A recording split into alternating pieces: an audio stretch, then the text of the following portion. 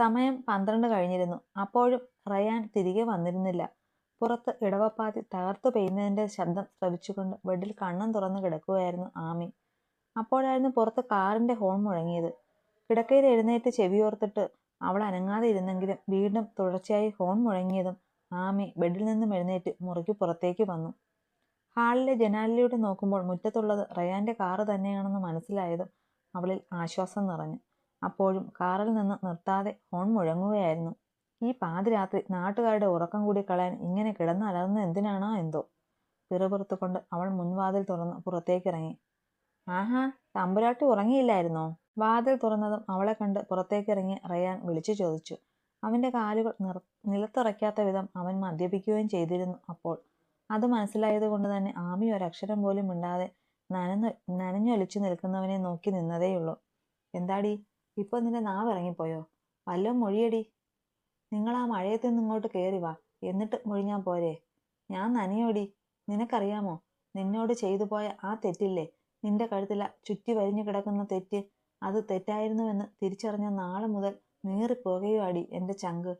എന്റെ ചങ്കിലെ തീ അണയാനാടി ഞാൻ നനയുന്നേ. ആ, തീ അണയ്ക്കാൻ നിന്ന് അവസാനം പനി പിടിച്ച് കിടക്കാതിരുന്നാൽ മതി. നിങ്ങൾ ചുമ്മാ നിന്ന് സർക്കസ് കാണിക്കാതെ അകത്തോട്ട് കയറാൻ നോക്ക്. ഇല്ലടി, നിന്റെ അന്തപുരത്തിലോട്ട് ഞാൻ കയറുന്നില്ല. എനിക്ക് സംസാരിക്കാനുള്ളതെല്ലാം ഇവിടെ നിന്ന് ഞാൻ തന്നെ സംസാരിക്കും. ആ, എന്നാ പിന്നെ അവിടെ നിന്നോ, ഞാൻ പോണു. എനിക്ക് ഏതായാലും തലയ്ക്ക് ഓളമൊന്നുമില്ല. പറഞ്ഞിട്ട് തിരികെ പോകാൻ തുടങ്ങിയതും റയാൻ പാഞ്ഞു ചെന്നവളുടെ കയ്യിൽ പിടിച്ചൊരു വലിക്ക് മഴയിലേക്ക് ഇറക്കിയിരുന്നു. എന്ത് പ്രാന്താ നിങ്ങളെ കാണിക്കുന്ന? അവന്റെ കൈ വിടുവിക്കാൻ ശ്രമിച്ചുകൊണ്ട് ആമി കുതറി. എനിക്ക് പ്രാന്താടി. ഈ മഴയത്ത് നിൽക്കുന്നോണ്ടല്ലേ എനിക്ക് പ്രാന്താണെന്ന് നീ പറഞ്ഞത്. ഇപ്പോ നീയും മഴയത്ത് തന്നെയല്ലേ? അപ്പോ സംഭവം ഈക്വലായില്ലേ? ഇനി പറ നീ. കുതറി മാറാൻ നോക്കിയവളെ അരക്കെട്ടിലൂടെ കൈചുറ്റി തന്നോട് ചേർത്തുകൊണ്ട് അവൻ പറഞ്ഞു. അപ്പോഴേക്കും കോരിച്ചൊരിയുന്ന മഴ ആമിയെയും നനച്ചിരുന്നു. അതോടെ അവന്റെ മുഖത്തേക്ക് തന്നെ നോക്കിക്കൊണ്ട് അവളും അങ്ങനെ നിന്നു. എന്താടി, ഇപ്പൊ നിനക്ക് ഓടണ്ടേ? എന്തിന്? എന്നെ ഇങ്ങനെയൊക്കെ ഉപദ്രവിക്കണമെന്ന് റിസർച്ച് നടത്തിക്കൊണ്ടിരിക്കുവല്ലേ നിങ്ങൾ? പിന്നെ എങ്ങോട്ട് ഓടിയിട്ടെന്തിനാ? ദേഷ്യത്തിൽ അവനെ തുറച്ചു നോക്കിക്കൊണ്ട് അവൾ ചീറി. പെടുന്നനെ റയാൻ തന്റെ ചൂണ്ടുവിരൽ കൊണ്ടവളുടെ ചൊടികളിൽ അമർത്തി. ഞാൻ നിന്നെ ഉപദ്രവിക്കാൻ നടക്കുവാണെന്ന് മാത്രം പറയരുത് ആത്മിക. ഉപദ്രവിച്ചിട്ടുണ്ട്. പക്ഷെ അതത്ര വലിയ തെറ്റാണെന്ന് തിരിച്ചറിഞ്ഞത് മുതൽ നിന്നെ ഒരു നോട്ടം കൊണ്ടുപോലും ഉപദ്രവിക്കാൻ ഞാൻ ശ്രമിച്ചിട്ടില്ല. നിനക്കറിയോ, കുറ്റബോധം കൊണ്ട് നേറിയ എന്റെ ഓരോ നിമിഷവും കടന്നു പോകുന്നത്. ഞാൻ കള്ളിന്റെ പുറത്ത് പറയുവാണെന്ന് കരുതരുത് നീ. എനിക്ക് നിന്നോട് ഒരു തരി പോലും വെറുപ്പില്ല. പകരം ഞാൻ മിന്നുകെട്ടിയ പെണ്ണിനെ ഹൃദയത്തോട് ചേർക്കാൻ ശ്രമിച്ചുകൊണ്ടിരിക്കുവാ ഞാൻ. നിനക്കിഷ്ടമില്ലെന്നറിയാം. പക്ഷേ ഈ മിന്ന്, ഇത് നിന്നിൽ നിന്ന് അടർത്തി മാറ്റാൻ എന്നെ കൊണ്ടിനി പറ്റുമെന്ന് തോന്നുന്നില്ല കൊച്ചേ. നീ വിചാരിക്കുന്നത് പോലെ നിന്റെ അച്ഛനെയും അമ്മയുമൊക്കെ വെച്ച് ഭീഷണിപ്പെടുത്തിയിട്ടാണേലും ഞാൻ നിന്നെ വീണ്ടും വിളിച്ചുകൊണ്ട് വന്നത് നിന്നെ ദ്രോഹിക്കാനല്ല. ആ വികാസിൽ നിന്ന് രക്ഷിക്കാനാ. അവൻ എന്നോട് പകയാ. അത് തീർക്കാൻ അവൻ നിന്നെ കരുവാക്കും. അത് പറഞ്ഞവനെ ഓരോ നിമിഷവും ഭീഷണിപ്പെടുത്തിക്കൊണ്ടിരിക്കുവായിരുന്നു. അതുകൊണ്ടാ ഞാൻ അങ്ങനെ ചെയ്തത്. തന്റെ ഇരു കവിളിലും കൈകൾ ചേർത്ത് മിഴികളിലേക്ക് തന്നെ നോക്കി നിന്നുകൊണ്ട് പറയുന്നവനെ കേട്ടു നിൽക്കുമ്പോൾ ആമി ഒരു അക്ഷരം പോലും മിണ്ടിയില്ല. കാരണം അവൻ മധ്യരഹയിൽ എന്തോ വിളിച്ചു പറയുവാണെന്ന് അവൾക്ക് തോന്നിയിരുന്നുള്ളൂ. അകത്ത് പോകാം. നോട്ടം അവനിൽ നിന്ന് മാറ്റാതെ തന്നെ അവൾ പറഞ്ഞു. പക്ഷേ റയാന്റെ മനസ്സപ്പോഴേക്കും മറ്റേതോ തലത്തിലേക്ക് പാഞ്ഞിരുന്നു.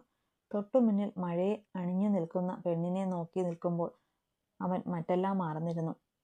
അവളുടെ വിടർന്ന മിഴികളും ചുവന്ന മൂക്കും നനവാർന്ന അധരവുമൊക്കെ അവനിൽ മറ്റെന്തൊക്കെയോ വികാരങ്ങൾ ഉതിർത്തു.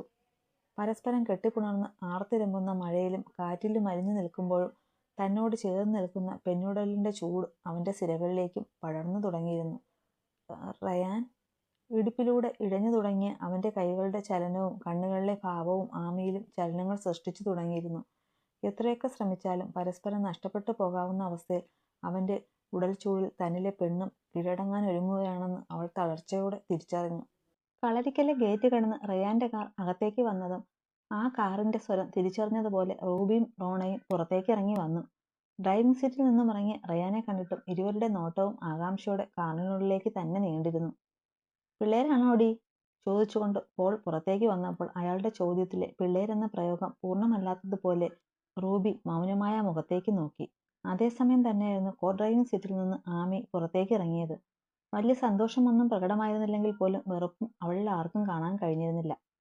ഇച്ചേച്ചി, ആമി കണ്ടതും റോണ ഓടിച്ചെന്നവളെ കെട്ടിപ്പിടിച്ചു. ആമിയും സ്നേഹത്തോടെ വാത്സല്യത്തോടെ അവളെ ചേർത്ത് പിടിച്ചു. അത് കണ്ടൊരു പുഞ്ചിരിയോടെ റയാൻ കാറിന്റെ പിന്നിലേക്ക് പോയി ഡിക്കിയിൽ നിന്ന് തങ്ങളുടെ ബാഗ് എടുത്തുകൊണ്ട് പൂമുഖത്തേക്ക് കയറി. എനിക്കറിയായിരുന്നു എന്നോടുള്ള ഇഷ്ടം കൊണ്ട് ഇച്ചേച്ചി വരുമെന്ന്, ആമിയുടെ കയ്യിൽ ചുറ്റിപ്പിടിച്ചുകൊണ്ട് റോണ പറഞ്ഞു. ഞാൻ നിന്നെ ഇഷ്ടപ്പെട്ടിട്ട് എന്ത് കാര്യം? നിന്റെ ഇഷ്ടം വേറെ പലരോടുമല്ലയോ? ആമി കുസൃതി ചിരിയോടെ അവളെ മൂക്കിൽ പിടിച്ചു വലിച്ചുകൊണ്ട് പറഞ്ഞു. ഒന്ന് പോയി ചേച്ചി. അത് മതി മതി, നിന്റെ വിശേഷം പറച്ചിലൊക്കെ കൊച്ചകത്തോട്ട് കയറി കഴിഞ്ഞിട്ട് മതി. മോളെ ജെസ്സി. ദാ വരുന്നു മമ്മി. റൂബിയുടെ പറച്ചിലും അകത്തുനിന്ന് ജെസ്സി വിളിച്ചു പറയുന്നത് കേട്ട് എന്താ സംഭവമെന്ന മട്ടിൽ ആമി റോണയെ നോക്കിയപ്പോൾ അവൾ കണ്ണിറുക്കി ചിരിച്ചതേയുള്ളൂ. അപ്പോഴേക്കും ജെസ്സി കയ്യിലൊരു നിലവിളക്കുമായി അങ്ങോട്ട് വന്നിരുന്നു. അവളുടെ മുഖത്തും നിറഞ്ഞ പുഞ്ചിരിയായിരുന്നു. ഡാ, നീ കൂടെ കൊച്ചിന്റെ കൂടെ അങ്ങോട്ട് ഇറങ്ങി നിന്നേ. അന്നിതൊന്നും ചെയ്യാനൊത്തില്ല. ഇച്ചിരി വൈകിയെങ്കിലും ഇനി വഴിയാവണ്ണം മതിയല്ല. റൂബി അത് പറഞ്ഞതും കാര്യം പിടികിട്ടിയ ആമിയുടെ മിഴികൾ റയാനിലേക്കൊന്ന് പാളി വീണു. അവന്റെ നോട്ടവും അപ്പോൾ അവളിൽ തന്നെ ഉടക്കി കിടന്നിരുന്നു. ഡാ, പറഞ്ഞത് കേട്ടോ നീ? റൂബി ഒച്ച വച്ചതും റയാനൊന്ന് ഞെട്ടിയതുപോലെ അവളിൽ നിന്ന് കണ്ണുകൾ പിൻവലിച്ചുകൊണ്ട് തിരിച്ചിറങ്ങി ആമിയുടെ അരികിലേക്ക് ചെന്നു നിന്നു.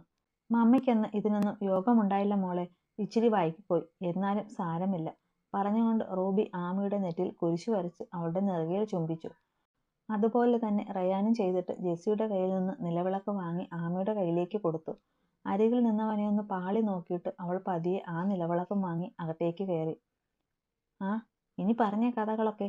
ചടങ്ങുകളൊക്കെ കഴിഞ്ഞ് റോണയ്ക്കൊപ്പം അവളുടെ മുറിയിലേക്ക് വന്ന ആമി അവളുടെ ബെഡിലേക്ക് ഇരുന്നു കൊണ്ട് പറഞ്ഞതും റോണയുടെ മുഖം ചുവന്നു തൊടുത്തു. അതത്ര പറയാനും മാത്രമുള്ള കഥയൊന്നുമില്ല ചേച്ചി. ജിമ്മിൽ വെച്ച് കണ്ടുള്ള പരിചയം സോഹനുമായിട്ട്. ആള് വളച്ചുകെട്ടലൊന്നുമില്ലാതെ എന്നോട് വന്ന് കെട്ടിക്കോട്ടെ എന്ന് ചോദിച്ചു. എനിക്കങ്ങനെ ഒരു താല്പര്യമില്ലാതിരുന്നത് കൊണ്ട് നോ പറഞ്ഞു വിട്ടു. പക്ഷേ ആള് ശല്യത്തിനൊന്നും വരത്തില്ലെങ്കിലും എപ്പോഴും എൻ്റെ കൺവെട്ടത്ത് തന്നെ ഉണ്ടായിരുന്നു. അങ്ങനെ എപ്പോഴോ. അയ്യടി, അത് പറയുമ്പോൾ പെണ്ണിൻ്റെ ഒരു നാണം കണ്ടില്ലേ? ആമിയവളുടെ തുടുത്ത കവിളിൽ നുള്ളിക്കൊണ്ട് പറഞ്ഞതും റോണയുടെ മുഖമൊന്നുകൂടി തിളങ്ങി. ചെറുക്കനും കൂട്ടരും 11 മണിയോടെ എത്തുമെന്നായിരുന്നു പറഞ്ഞിരുന്നത്. അതുകൊണ്ട് തന്നെ രാവിലത്തെ കാപ്പി കുടിയൊക്കെ കഴിഞ്ഞിട്ടായിരുന്നു റോണയെ ഒരുക്കാൻ തുടങ്ങിയത്. ജെസ്സിയും ആമിയും ചേർന്നായിരുന്നു ആ ദൗത്യം ഏറ്റെടുത്തത്. പീച്ച് നിറത്തിൽ ഒരു ധാവണിയായിരുന്നു ഇരുവരും ചേർന്ന് റോണയെ ധരിപ്പിച്ചത്. ആ വേഷം അവൾക്ക് നന്നായിട്ട് ഇണങ്ങുന്നുണ്ടായിരുന്നു. എൻ്റെ ഒരുക്കം കഴിഞ്ഞല്ലോ, ഇനി നിങ്ങളൊരുങ്ങ്. ഒരുങ്ങി കഴിഞ്ഞ് ഫോട്ടോ എടുക്കുന്നതിനിടയിൽ റോണ പറഞ്ഞത് കേട്ട് ആമിയും ജെസ്സിയും പരസ്പരം നോക്കി. അതിന് ഞങ്ങളെ പെണ്ണ് കാണാനല്ല അവർ വരുന്നത്. പക്ഷേ എൻ്റെ ഇച്ചേച്ചിമാർ രണ്ടും വരുന്നവർക്ക് മുന്നിൽ തിളങ്ങി നിൽക്കണം. തിളങ്ങും. ഞങ്ങളിനി ഒരുങ്ങിയാലെന്ത് ഒരുങ്ങിയില്ലെങ്കിലെന്ത്. അമ്പടി കള്ളി, വല്യേച്ചിക്ക് അതിലൊരു നിരാശ ഉണ്ടല്ലോ. ജെസ്സിയുടെ പറച്ചിൽ കേട്ട് റോണ അവളെ കളിയാക്കി. പിന്നില്ലാതെ, കെട്ട് കഴിഞ്ഞ് ആദ്യത്തെ പുതുമോടിയൊക്കെ കഴിയുമ്പോൾ ആർക്കും തോന്നും ഇങ്ങനത്തെ നിരാശയൊക്കെ. നിന്റെ കുഞ്ഞിച്ചേച്ചിക്ക് ഇതൊന്നും തോന്നി തുടങ്ങിയിട്ടില്ല. പക്ഷേ വൈകാതെ നിങ്ങൾക്കും തോന്നും. എൻ്റെ പൊന്നു ചേച്ചി, കെട്ടാനുള്ള മൂഡ് കളയാതെ ഇങ്ങോട്ട് വന്നിരുന്നേ. അവര് വരാൻ ഇനിയും ടൈം ഒരുപാടുണ്ട്. ആ നേരം കൊണ്ടെനിക്ക് നിങ്ങളുടെ മോന്തയ്ക്കൊരു താജ്മഹൽ പണിയണം. അവളുടെ ആവേശം കണ്ട് ജസീന്തയും ആമിയും ദയനീയമായി പരസ്പരം നോക്കി. ചെറുക്കൻ കൂട്ടരുടെ കാറ് മുറ്റത്തേക്ക് വന്നു നിന്നത് കണ്ടപ്പോഴായിരുന്നു റൂബി മുകളിലേക്ക് കയറി ഓടിയത്. അപ്പോഴും പെൺപിള്ളേരുടെ ഒഴുക്കം കഴിഞ്ഞിട്ടുണ്ടായിരുന്നില്ല. പിള്ളേരെ. എന്നതാ മമ്മി? കഴിഞ്ഞില്ലയോ മൂന്നിൻ്റെയും ഒരുക്കം? അവരെല്ലാം ഇങ്ങെത്തി. ഇറങ്ങി വാ ഇങ്ങോട്ട്. ദാ വരുന്നു മമ്മി. മമ്മി പൊയ്ക്കോ. ജെസ്സി വിളിച്ചു പറഞ്ഞതും വന്നവരെ സൽക്കരിക്കാനും മറ്റുമൊക്കെയായി റൂബി വീണ്ടും താഴേക്ക് പോയി. എല്ലാരും കയറി വായോ. വന്നവർക്ക് ഹസ്തദാനം ചെയ്തുകൊണ്ട് പോളും ആൺമക്കളും കൂടി അവരെ അകത്തേക്ക് സ്വീകരിച്ചു. ഇരുന്നാട്ടെ, പോൾ ഉപചാരപൂർവ്വം പറഞ്ഞതും എല്ലാവരും ഇരുന്നു. ഞാൻ റോയ്, ഇതെന്റെ ഭാര്യ ലില്ലി. ഞങ്ങളുടെ ഇളയവനാ സോഹൻ. ഇതാ മൂത്തത് അച്ഛനാ. പിന്നെ ഇതെന്റെ അമ്മച്ചി. സോഹന്റെ അപ്പൻ തങ്ങളുടെ കുടുംബത്തെ എല്ലാവർക്കുമായി പരിചയപ്പെടുത്തി. ഞാൻ പോൾ. ഇതെന്റെ ഭാര്യ റോബി. ഞങ്ങൾക്ക് 4 മക്കളാ. ഏറ്റവും ഇളയതാ മോള്. ഇതാ മൂത്ത മോൻ റോബിൻ. ഇത് രണ്ടാമത്തവൻ റയാൻ. ഇനി ഒരാൾ കൂടിയുണ്ട്. ഇപ്പോൾ ഇവിടെ ഇല്ല. ഇവരുടെ രണ്ടാളുടെയും കല്യാണം കഴിഞ്ഞതാ. പെങ്കൊച്ചുങ്ങളിപ്പോൾ വരും. പോളും തങ്ങളുടെ കുടുംബത്തെപ്പറ്റി പരിചയപ്പെടുത്തി. അപ്പോഴേക്കും റൂബി എല്ലാവർക്കും കുടിക്കാനെടുത്തിരുന്നു. എല്ലാവരും കൂടി കുശലമൊക്കെ പറഞ്ഞിരുന്ന് കുറച്ചു നേരം കൂടി പോയിക്ക് കഴിഞ്ഞപ്പോഴായിരുന്നു റോണയും കൊണ്ട് ആമിയും ജെസ്സിയും താഴേക്ക് വന്നത്. കൊച്ചുങ്ങൾ വന്നു. ഇതാ കേട്ടോ എൻ്റെ മരുമക്കള്. പോൾ പറഞ്ഞതും എല്ലാ കണ്ണുകളും നിരന്നു നിൽക്കുന്ന പെൺകുട്ടികളിലേക്ക് നീണ്ടു. അപ്പോഴായിരുന്നു റയാൻ ആമിയെ ശരിക്ക് കണ്ടത്. അവിടെ വന്നതിന് ശേഷം ഇരുവരും പരസ്പരം കാണുന്നത് അപ്പോഴായിരുന്നു. അവളാണെങ്കിൽ വന്നപ്പോൾ ധരിച്ചിരുന്ന വേഷമൊക്കെ മാറ്റി കരിമ്പച്ച നിറത്തിലൊരു ജോർജറ്റ് സാരിയായിരുന്നു ധരിച്ചിരുന്നത്. നീണ്ട മുടിയിഴകൾ വിടർത്തിയിട്ട് സീമന്തരേഖയിൽ സിന്ദൂരവും അണിഞ്ഞു നിൽക്കുന്ന അവളെ കണ്ട് റയാൻ കണ്ണുമിഴിച്ചു പോയിരുന്നു. ആദ്യമായിട്ടായിരുന്നു അവൾ സിന്ദൂരമണിഞ്ഞ് അവൻ കാണുന്നത്. അവളുടെ ആ രൂപം അവനെ അത്രമേൽ ആകർഷിച്ചിരുന്നു. അതുകൊണ്ട് തന്നെ അവൻ പോലും അറിയാതെ അവന്റെ ചുടികളിലൊരു പുഞ്ചിരി വിടർന്നിരുന്നു. ഇത് ജസീന്ത, റോബിന്റെ ഭാര്യയാ. ഇത് ആത്മിക, റയാന്റെ ഭാര്യ. ഇളയ മരുമോള് ക്രിസ്ത്യാനി അല്ലയോ? സോഹന്റെ വല്യമ്മച്ചിയിൽ നിന്ന് വന്ന അനിഷ്ടം നിറഞ്ഞ ചോദ്യമായിരുന്നു ആമയിൽ നിന്ന് കണ്ണുകൾ പിൻവലിക്കാൻ റയാനെ പ്രേരിപ്പിച്ചത്. ആ അല്ല, പിള്ളേര് സ്നേഹിച്ചു കെട്ടിയതാ. പ്രത്യേകിച്ച് ഭാവഭേദമൊന്നും കൂടാതെ മൃദുവായൊരു പുഞ്ചിരിയോടെ പോൾ പറഞ്ഞു. ആ പഷ്ട്, ചെറുക്കൻ കണ്ടുപിടിച്ചോണ്ട് വന്ന കുടുംബം കൊള്ളാലോ റോയിയെ. എന്നിട്ട് അന്തസ്സായിരുന്നു പറയുന്ന കേട്ടില്ലയോ? സ്നേഹിച്ചു കെട്ടിയതാ പോലും. ഒരു ഹിന്ദു പെണ്ണ് കെട്ടിക്കേറി വന്ന കുടുംബത്തിൽ നിന്ന് തന്നെ വേണോ നിന്റെ മോന് പെണ്ണ്? അവൻ മാത്രമല്ല, ഒരെണ്ണം കൂടുണ്ട് നിനക്ക് മകനായിട്ടെന്ന്. അതൊരച്ഛനാണെന്നുമുള്ള ബോധ്യം ഉണ്ടായിട്ടാണോ നീ ബന്ധം കൂടാനിങ്ങോട്ട് വന്നത്? ആ സ്ത്രീ പുച്ഛത്തോടെ പറഞ്ഞതും കളരിക്കലെ എല്ലാവരുടെയും മുഖത്തെയും തെളിച്ചം മങ്ങി. ആമയാണെങ്കിൽ എന്ത് ചെയ്യണമെന്നറിയാതെ മുഖം കുനിച്ചു നിന്നതേയുള്ളൂ. അവളുടെ ആ നിൽപ്പ് കണ്ടതും റയാന്റെ രക്തം തിളച്ചെങ്കിലും കൈമുഷ്ടി ചുരുട്ടിപ്പിടിച്ചുകൊണ്ട് മൗനമായിരുന്നതേയുള്ളൂ അവൻ. അതിനിപ്പോ എന്നതാ അമ്മച്ചി, ഞങ്ങളുടെ കുടുംബത്തിലുമുണ്ട് അച്ഛന്മാരൊക്കെ എന്ന് കരുതി എന്റെ മോൻ സ്നേഹിക്കുകയും മിന്നു ചാർത്തുകയും ചെയ്ത പെങ്കൊച്ചിനെ തള്ളിക്കളയാനൊന്നും പറ്റത്തില്ലല്ലോ. പോളിൽ അപ്പോഴും പുഞ്ചിരി തന്നെയായിരുന്നു. എങ്കിലും ആ മിഴികളിലെ ഭാവം വന്നവരെ തെല്ല് ആശങ്കയിലാഴ്ത്തിയിരുന്നു. നിങ്ങൾ തള്ളിക്കളയണ്ട, പക്ഷേ എന്റെ കൊച്ചുമോന് ഇവിടുന്ന് പെണ്ണ് വേണമെന്ന് ഞങ്ങൾക്ക് ഒന്നുകൂടെ ആലോചിക്കേണ്ടി വരും. വല്യമ്മച്ചിയൊന്നും മിണ്ടായിരുന്നേ. ചി, നീ മിണ്ടായിരിടാ. ഇങ്ങനൊരു കുടുംബത്തിൽ നിന്നാ നീ പെണ്ണിനെ കണ്ടു വച്ചേക്കുന്നതെന്ന് നീ പറഞ്ഞോ എന്നോട്? ഞാൻ എൻ്റെ അപ്പനോടും അമ്മയോടും ഇച്ചായനോടും പറഞ്ഞിട്ടുണ്ടായിരുന്നു. സോഹൻ ഇഷ്ടക്കേടോടെ പറഞ്ഞതും ആ സ്ത്രീയുടെ മുഖത്ത് കൂടുതൽ ദേഷ്യം നിറഞ്ഞിരുന്നു. അതുപോരടാ, എന്റെ കുടുംബത്തിലെ കാര്യങ്ങൾ വരുമ്പോൾ ഞാനും കൂടി അറിയണം. ഇക്കാര്യം ഏതായാലും എനിക്കൊന്നുകൂടി ആലോചിക്കണം. അവരത് പറഞ്ഞതും പോൾ പതിയെ എണീറ്റു. അമ്മച്ചി നന്നായിട്ട് ആലോചിച്ചോ. പക്ഷേ എൻ്റെ മകളുടെ കാര്യത്തിൽ എനിക്കൊരു തീരുമാനമെടുക്കാൻ ഒട്ടും ആലോചിക്കേണ്ട കാര്യമില്ല. പ്രത്യേകിച്ച് എൻ്റെ കുടുംബത്തിലുള്ള കൊച്ചുങ്ങളെ തള്ളിക്കളയാതെ ഈ പുതിയ ബന്ധം ഒഴിവാക്കാനുള്ള തീരുമാനമെടുക്കാൻ ഒരു നിമിഷം കൂടി എനിക്ക് ആലോചിക്കാനില്ല. പോൾ അത് പറഞ്ഞതും റോണയൊരു ഏങ്ങലോടെ മുകളിലേക്ക് കയറി ഓടി. പക്ഷേ അവിടെ ആർക്കും അതൊന്നും വിഷയമേ ആയിരുന്നില്ല അപ്പോൾ. കാരണം ആ നേരത്തെ അവരുടെ മുൻതൂക്കം അപമാനിതയായി നിൽക്കുന്ന ആമി മാത്രമായിരുന്നു. കൊള്ളാം കൊള്ളാം, വന്നു കയറിയ സ്വജാതി പോലുമല്ലാത്ത ഒരു പെണ്ണിന് വേണ്ടി സ്വന്തം മകളുടെ ജീവിതം വെച്ച് പന്താടുന്നൊരു തന്ത. നല്ല കുടുംബം തന്നെ. അയ്യോ, അമ്മച്ചിക്ക് തെറ്റുപറ്റിപ്പോയി. ഇപ്പോഴല്ല ഞാൻ എൻ്റെ മോളുടെ ജീവിതം കൊണ്ട് പന്താടുന്നത്. അതവളെ നിങ്ങളെപ്പോലുള്ള ഒരാളുടെ കുടുംബത്തേക്ക് കെട്ടിച്ചയക്കുമ്പോഴാ. ഏതായാലും അതിന് ഞാൻ തയ്യാറല്ല. ആ വേണ്ടെന്നേ, കാശിന് ഇത്തിരി കുറവുണ്ടെങ്കിലും ഞങ്ങളുടേത് നല്ല അന്തസ്സുള്ള തറവാടാ. അതിന് നിങ്ങളുടെ കുടുംബത്തോട് എൻ്റെ ഭാര്യയെ കെട്ടിച്ചയക്കാൻ ഞാൻ ഉദ്ദേശിക്കുന്നില്ല. അതുവരെ മൗനമായിരുന്ന റയാന്റെ സ്വരമുയർന്നതും എല്ലാ കണ്ണുകളും അവനിലേക്കായി. ആമിയും വല്ലാത്തൊരാകാംക്ഷയോടെ അവനെ നോക്കിപ്പോയിരുന്നു. സോഹന്റെ വല്യമ്മച്ചാണേൽ അവനെ തൂച്ചു നോക്കി നിൽക്കുമ്പോൾ റയാൻ പതിയെ ചെന്ന് ആമിയെ ചേർത്ത് പിടിച്ചുകൊണ്ട് അവരുടെ മുന്നിലേക്ക് വന്നു. അതെ വല്യമ്മച്ചി, ഇതേ എൻ്റെ ഭാര്യ, കളരിക്കൽ റയാൻ മിന്നി കെട്ടിയ പെണ്ണ്. അവൾ ഹിന്ദു ആയാലും ക്രിസ്ത്യാനി ആയാലും അതെന്നെ മാത്രം ബാധിക്കുന്ന കാര്യമാണ്. ഇവളെ ഏതായാലും ഞാൻ നിങ്ങളുടെ 2 കൊച്ചുമക്കൾക്കും കെട്ടിച്ചു കൊടുക്കാൻ പോകുന്നില്ല. അതുകൊണ്ട് തൽക്കാലം ഇവിടെ കയറി വന്ന് എൻ്റെ ഭാര്യയ്ക്ക് ജാതി സർട്ടിഫിക്കറ്റ് കൊടുക്കാൻ ആരും മെനക്കെടണമെന്നില്ല. മൂർച്ചയേറിയ വാക്കുകൾ കൊണ്ട് അവനത് പറഞ്ഞു നിർത്തുമ്പോൾ കളരിക്കയിലുള്ളവരെല്ലാം തല ഉയർന്നും വന്നു കയറിയവരുടെ മുഖം കുനിഞ്ഞും പോയിരുന്നു. എൻ്റെ അമ്മച്ചി, അമ്മച്ചി ഒന്നും മിണ്ടാതിരിക്കുക. അത് പിന്നെ ഒന്നും തോന്നരുത്, അമ്മച്ചിക്ക് പെട്ടെന്ന് ഇതൊന്നും ദഹിക്കത്തില്ല, അതാ. റോയി ക്ഷമാപണം പോലെ പോളിന്റെ കൈ പിടിച്ചുകൊണ്ട് പറഞ്ഞു. പെട്ടെന്നല്ലടാ, കുറച്ചു കഴിഞ്ഞാലും എനിക്കിതൊന്നും ദഹിക്കത്തില്ല.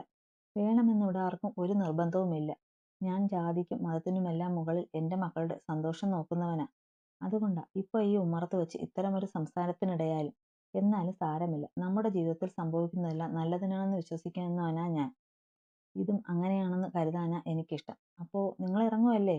ഇതിലും മാന്യമായി ഇറങ്ങിപ്പോകാൻ പറയാൻ കഴിയില്ലെന്ന മട്ടിലായിരുന്നു പുഞ്ചിരിയോടെയായിരുന്നു പോളിന്റെ വാക്കുകൾ. അത് വന്നവർ തിരിച്ചറിയുകയും ചെയ്തിരുന്നു. ഞങ്ങൾ ഇറങ്ങട്ടെ? വിഷമത്തോടെ തന്റെ കൈകൾ ചേർത്ത് പിടിച്ചുകൊണ്ട് യാത്ര പറഞ്ഞ ലില്ലിയോട് പുഞ്ചിരിക്കുമ്പോൾ റൂബിക്ക് അവരോട് പാവം തോന്നിപ്പോയിരുന്നു.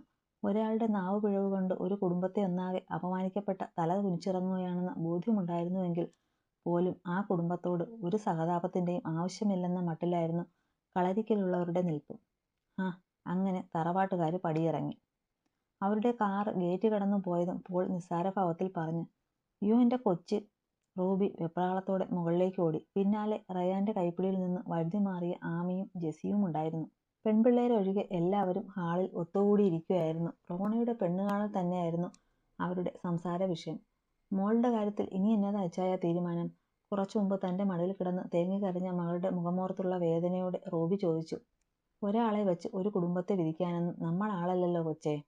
റോണ മോളുടെ കണ്ണീര് കണ്ടെന്ന് കരുതി ഇങ്ങനെയുള്ള മനുഷ്യരുടെ മുന്നിൽ ചെന്ന് തല കുനിക്കാനൊന്നും ഞാൻ തയ്യാറല്ല. പിന്നെ അവള് സ്നേഹിച്ചവന് നട്ടെല്ലുണ്ടെങ്കിൽ എന്തൊക്കെ സംഭവിച്ചാലും അവളെ ചേർത്ത് പിടിച്ചോളാമെന്ന് അവൻ നേരിട്ട് എന്നോട് പറഞ്ഞാൽ ഞാൻ തന്നവരുടെ കെട്ടുക നടത്തി കൊടുക്കും. അല്ലെങ്കിൽ എല്ലാം മറന്നു കളയാൻ ഞാൻ അവൾക്ക് സമയം കൊടുക്കും. അയാൾ പറഞ്ഞത് തന്നെയാണ് ശരിയെന്നറിയാമായിരുന്നെങ്കിലും റൂബി എന്തുകൊണ്ടോ അതിന് മറുപടിയൊന്നും പറഞ്ഞില്ല. നീ വിഷമിക്കൊന്നും വേണ്ട കൊച്ചേ. അന്നേരം അവരറിയിക്കുന്ന മറുപടിയാ നമ്മൾ അവർക്ക് കൊടുത്തത് എന്ന് കരുതി അറുത്തു മുറിച്ചൊരു തീരുമാനം എടുത്തിട്ടൊന്നുമില്ല ഞാൻ. നമുക്ക് നോക്കാം, പോൾ അവരെ ആശ്വസിപ്പിച്ചു. റയാൻ തന്റെ മുറിയിലേക്ക് ചെല്ലുമ്പോൾ കണ്ണാടിക്ക് മുന്നിൽ നിന്നുകൊണ്ട് ഡ്രസ്സ് മാറ്റുന്നതിന് മുന്നോടിയായി ആഭരണങ്ങളൊക്കെ അഴിച്ചു മാറ്റിക്കൊണ്ട് നിൽക്കുകയായിരുന്നു ആമി.